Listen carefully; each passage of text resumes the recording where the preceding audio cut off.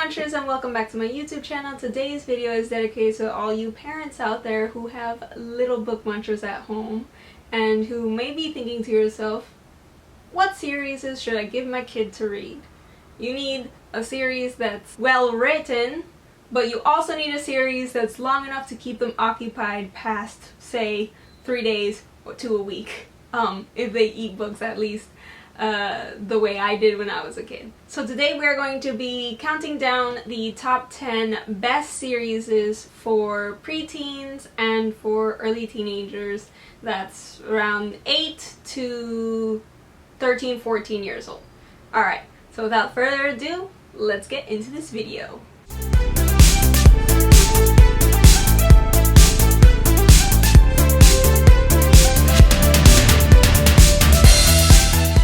Okay, so quick update before we get into the series is on my TBR. Unfortunately, I had a little bit more university work this month than I had planned, so I haven't gotten through my TBR. What I'm going to do is I'm just going to extend that into December, and you will see the book reviews of those books going into December. And quick update on my schedule, I will no longer be uploading on Wednesdays. I will only be uploading once a week on Sundays. Okay, now that that's out of the way, let's get into some book series.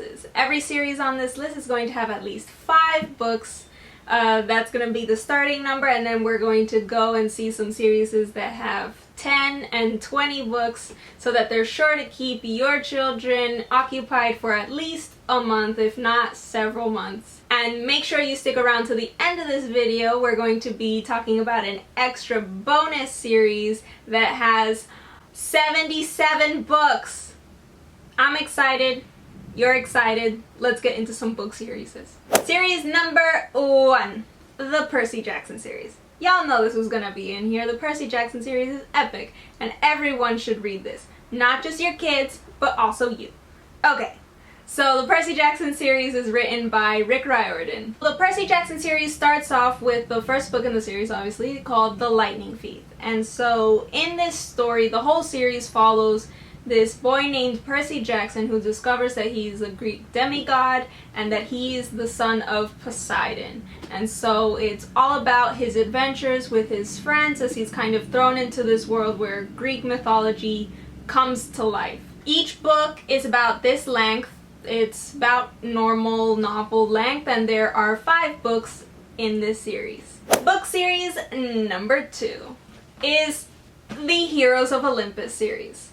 This series is also written by Rick Riordan, and it is the following series, or the series that follows Percy Jackson. In this series, Percy Jackson and his friends meet other demigods, but they're not Greek demigods, they're Roman demigods. So there's a mix in this series of Greek and Roman mythologies. So again, it's written by the same author, and it follows the Percy Jackson series. However, this series is different from the first one because it is nice and thick, and so this is about twice as long as your average novel size.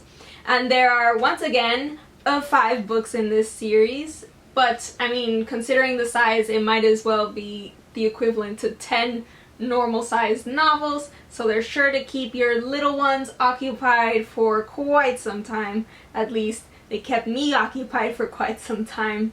So, and if your child likes the Percy Jackson series, there's also the Kane Chronicles by Rick Riordan, and there's a new series by him that talks about Norse mythology as well. So if your kid is into mythology, then I definitely recommend that you get them these books. Series number 3, the Secret series by Pseudonymous Bosch. So this series is a New York Times bestseller, and it follows these 2 kids who are investigating the death of a local magician.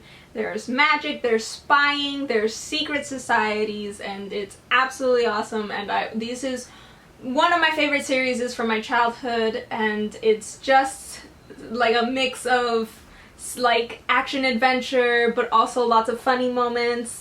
So, and I love the names of the entire series. So the name of this book is Secret. There are 5 other books in the series, each with their own interesting titles. So one of my favorite things is the titles of the books. But this is the first one. So the name of this book is Secret. First book in the Secret series by Artemis Fowl. Is series number 4 is the Artemis Fowl series. This is one of my absolute favorite series of all time. I've reread this like I don't know how many times, and seriously, it's just the best, okay? So get your kids to read this book.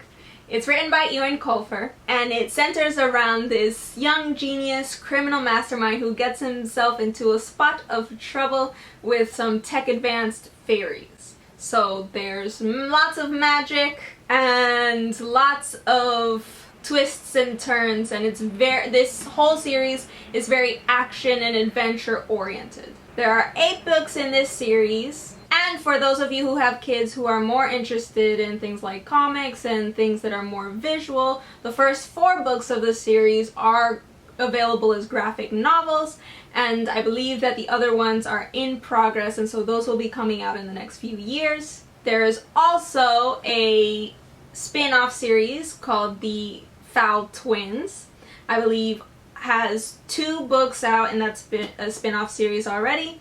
And you may have recognized this name because the movie just came out after 20 years! So, as you can tell, I've been waiting for this movie for quite some time. I still haven't watched it, but I will let you guys know when I do. I'd like to do a video talking about how the 2 compare. But anyway, that's the 4th series. Book series and number 5 is the Emily Winsnap series by Liz Kessler.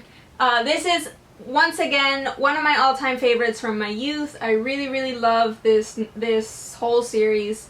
It's all about this girl who discovers that she's half human and half mermaid, and her adventures with her friends that she makes, and how she manages to balance her life on land and her life in the water.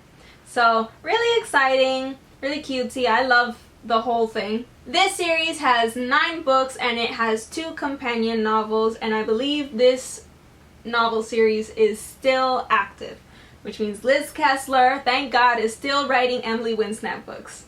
Liz Kessler also has other series, like the Philippa Fisher series, but did not make it into this video because the series wasn't as long. But she's still an awesome writer, so I recommend you check her out. Series and number 6 is the Merlin series by T.A. Barron. I believe this series is called The Lost Years of Merlin. Merlin is the first book in the series, and I did a whole reading vlog and a book review on this book in a different video that I will put in the description down below. This book, I really enjoyed it, but I read it recently and I'm almost 20 years old, and I didn't enjoy it as much as I suspect that I would have really loved it if I had read it when I was younger, because it's really meant for younger audiences. So I would recommend this to readers 8 to 10.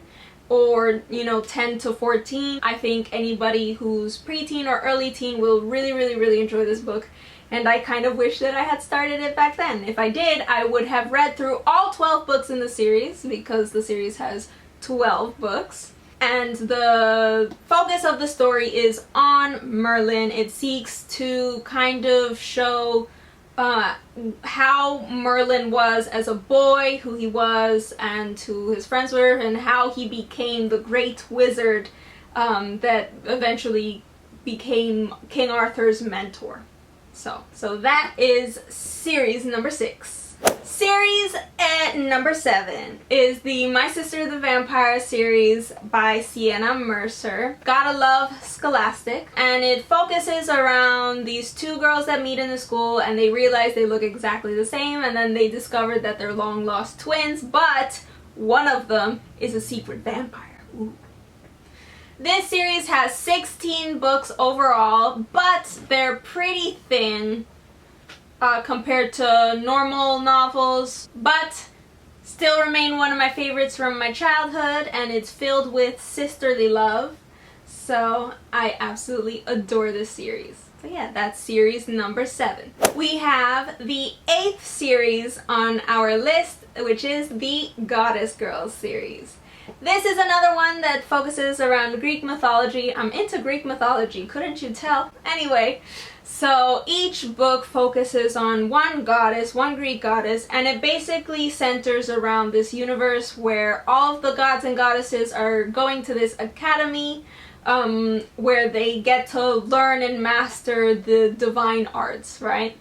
So I believe most of the characters are written as younger preteens or early teenagers in this book. There are 25 books in this series and a special extra novel. Again, these books are pretty thin, so for kids out there who maybe don't read full-size novels yet, this is a really great kind of introductory read. And plus, the text is pretty big. I don't know if you guys can see that. So it's not so packed, it's an easy read. The author of this series is Joanne Holub and Suzanne Williams. And this is the first book in the series, Athena the Brain. So that was the 8th series in our list. I'm piling them all behind me so you can see them still. The 9th series, we're getting close to the end now. The 9th series on our list is the Canterwood Crest series by Jessica Burkhart. One of my childhood favorites again, and the reason why I absolutely love this series is because it is so long. There are 26 books in this series. So basically this series focuses around this girl who rides horses, and she's from a small town, and she gets into this sort of big shot academy, and she wants to join the equestrian team. There's lots of drama, there's lots of horse riding, and there are a few love triangles, but don't worry, parents out there, nothing explicit, just a few kisses here and there. So I do recommend this book. In my opinion, it's appropriate for kids, so kids aged 8 to 13, 14. I believe also this series is more targeted towards a female audience, so if you've got a little girl, I think who likes horses, I think she would definitely enjoy this series, and they're normal sized novels, and there's 26 of them, so. And this is the first book in the series called Canterwood Crest, Take the Reins. The 10th series on our list. We finally got to the end, but it's not quite the end because there's a bonus at the end, so keep watching. Anyway, this series, it's not really a series as all of the other series have been, where one book follows the other, but rather it's a series of books by Scholastic that are called Apple books.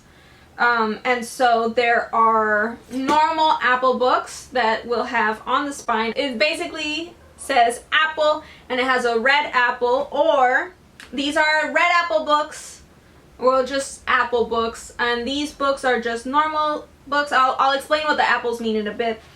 There's rotten apple books, and they'll have a green border at the top, and then an icon of like an eaten green apple.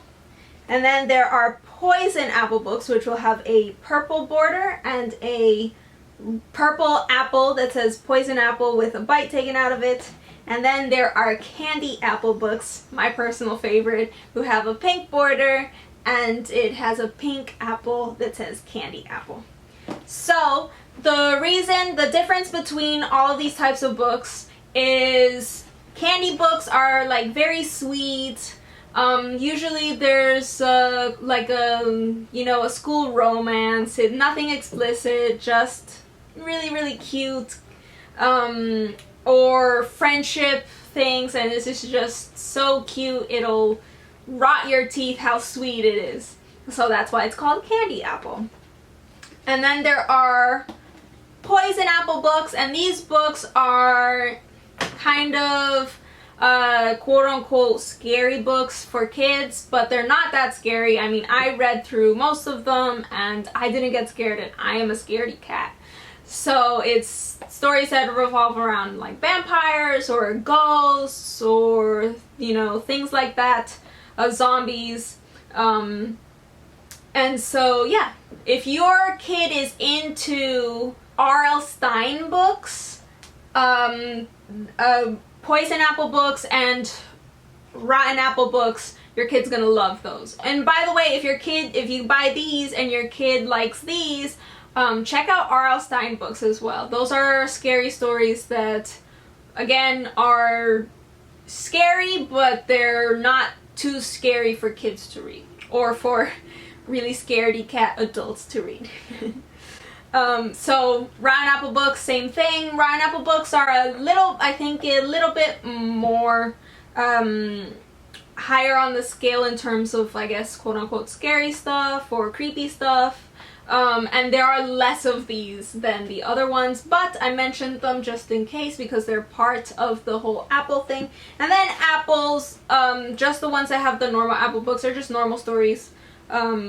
Normal stories meant for kids. And all of these are they're published by Scholastic for kids, and they are written by tons of different authors, and all of them, or most of them, are standalones. So you can buy a ton of them and your kid doesn't have to read them in order. You don't have to buy them in order, and you can buy as many or as little as you want of each one, or you can buy all 4 types, just one, and see which one your kids like the most, and then continue to buy more of those. I have all of my apple series down here. I have more of the candy apple ones, followed by quite a few of the poison apple ones. And I believe this is the only series that I have of the normal apple ones. And this is, I'll read you out the names of the ones that I have here.